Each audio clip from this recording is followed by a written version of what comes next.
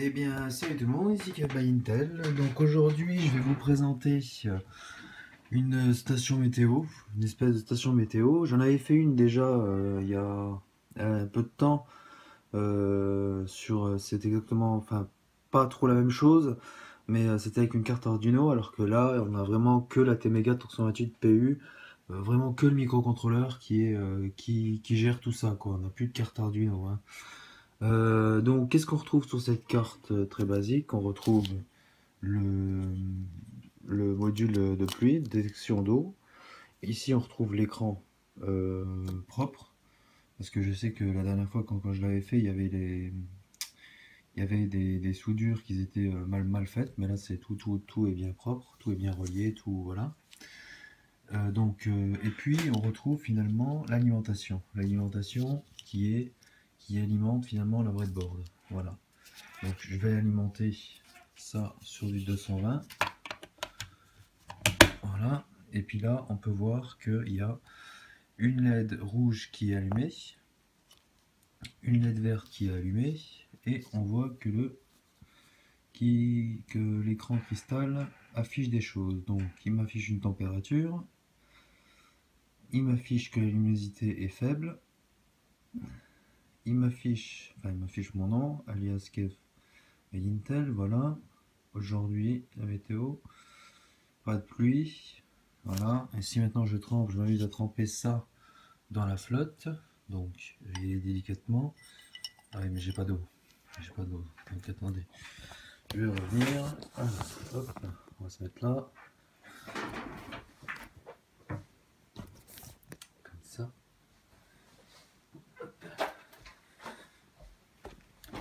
Je vais prendre de la flotte, voilà. Hop. Je vais prendre de la flotte, et puis voilà, hop là, délicatement, tranquillement, mettre mon capteur de l'eau. Et il me dit toujours qu'il n'y a pas de pluie. La température est de 21 à 29, toujours pareil, c'est la température intérieure de ma chambre, hein. Donc, moi j'attends qu'il m'affiche juste la pluie. Aujourd'hui, il pleut, voilà, tout simplement. Le capteur est dans la flotte, il pleut, voilà. Donc après, bien sûr, bien entendu, j'allais dire, tous ces capteurs là, j'allais dire capteur d'eau, capteur de température, tout ça, c'est bien de de les mettre à l'extérieur, mais c'est ce que je ferai. Je mettrai tout ça à l'extérieur.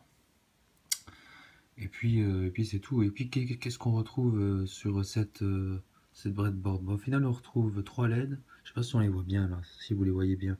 Une LED bleue, une LED verte, une LED rouge. Celle-ci, c'est pour la température en fait.